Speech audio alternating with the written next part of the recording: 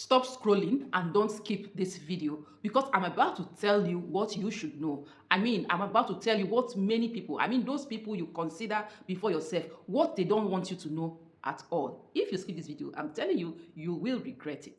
Come, have you ever said yes to someone when deep down in your heart you meant to say no? I get that feeling. Maybe you agreed to help someone even though you were exhausted, or you just kept quiet. You were having a conversation with someone and you just kept quiet just for peace to reign. I know it. I've been there. Let me tell you something. Setting boundaries doesn't make you selfish or make you a bad person. No, it makes you self aware. But there is this guilt, that creeps in afterwards and begin to whisper so many voices into your head. You begin to tell yourself, maybe I was too harsh. Maybe I shouldn't have said it. Maybe how will this person feel? The person might say I am a bad person. Maybe this, maybe that, maybe what.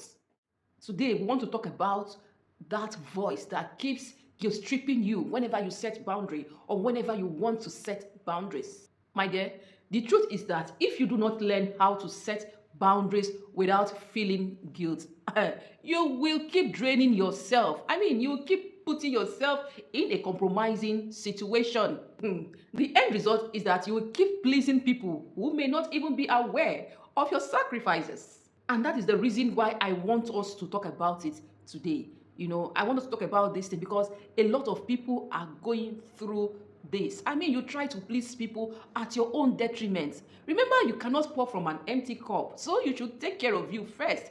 It's not selfishness. You should come first. Understand? It's okay to be empathetic, okay? It's okay to be compassionate, but not at your own detriment. There's always a way around these things. You shouldn't be saying yes, yes, yes. Let me tell you, it's very okay for you to say no today in order to say yes tomorrow.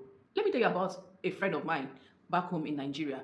I won't call her real name. Let's say her name is Ngozi. Ngozi was this kind of person that is always everywhere, trying to please people. She does the best she can wherever she is, at home, in the church, anywhere at all, in any gathering. She was that go-to person, someone that wants to make sure that everybody is okay. I call her Madam People Pleaser then. Ngozi was that yes person. She was always showing up, always helping. She was always available for anybody. Like I said earlier, she was everyone's go-to person. Then something happened on a Thursday morning. Thursdays normally used to be her off days. So on this Thursday morning, according to her, her boss called her. Could she please come to the office? Someone didn't show up. Could she just come, just to assist? Immediately, she said yes. And that Thursday, her son was supposed to make a presentation and she promised her boy that she would be there, and the boy was like expecting to see the mom there, that kind of feeling that my mother is there watching me. Children don't play with such things. My friend went to the office that day. So when she got home, her son walked up to her, with sadness written all over his face. And he said, "Mommy, you promised me that you will come to see me making my presentation. And like always, you didn't come. But Mommy, you shouldn't have promised when you know you won't come." And that sentence broke my friend. She was like, when she was telling me, she said, "Peace. I just felt so terrible. I felt I have not been a good person to my own son." She said she felt like she disappointed the most important person. The person that mattered most, just to please her boss that can fire her at any time given the slightest opportunity. And that was how Ngozi started learning how to set boundaries. And the truth be told, this is how many of us are. How many times have we done the same thing that Ngozi did? You keep on saying yes to others while you say no to yourself. When she was telling me that story, I was like, I began asking myself, I said, why is it difficult? Why do we find it so hard, to say no?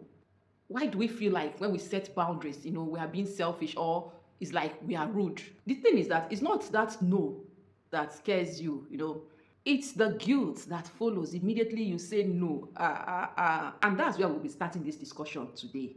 Because, truth be told, you need to know the reason why you are feeling guilty. for saying no to something that you're not comfortable with.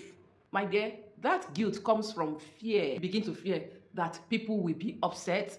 Oh, how will they feel? Maybe they will be disappointed, or maybe they will begin to think less of you. Let me tell you something, eh? People who benefit from your lack of setting boundaries are the same people that will begin to get angry when you finally start setting boundaries. Come, sis, let me tell you something. You are not doing anything wrong. I am saying it categorically and emphatically. You are not doing anything wrong for protecting your peace. You are only saying it's not convenient for you, and that is very, very okay. It's what I call balance, okay? If it's not convenient, yes, it's not convenient. If it's convenient, why not? If not, as soon as you start feeling guilty for wanting to set boundary or because you set boundary, the next thing for you to do is to know how to say no and stick to your no. I mean, you shouldn't be harsh, okay? You have to be firm, because it's not actually what we say, that matters. The bottom line is, how did you say it? I mean, how well were you able to pass that message? You don't have to start shouting or trying to explain, or you don't have to even write an essay to prove your point or to make someone understand. A simple sentence like, I can't make it today, maybe some other time, is perfect. But sincerely, you don't owe anyone a full explanation or a written essay to explain why you should be unavailable or why you are unavailable. I'm telling you, you really do not owe anyone that kind of serious explanation. You can be kind and firm at the same time, right? Yes, just say no graciously if it's not convenient for you.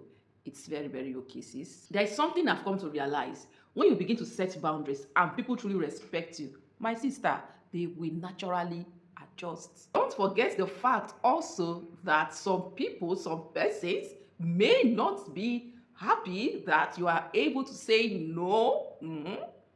They won't clap for you. When you start setting boundaries, some persons will not understand.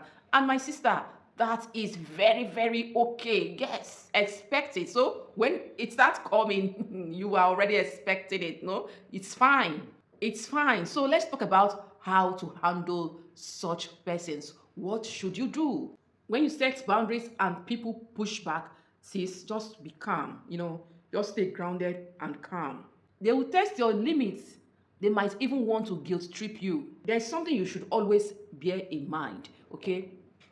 You teach people how to treat you. So if people keep pushing, okay, they don't want to respect your boundaries, my sister, not to worry. Just bear it in mind that you are retraining them. It's possible that you have given them the wrong impressions. Remember, it's all about retraining them on how they should treat you.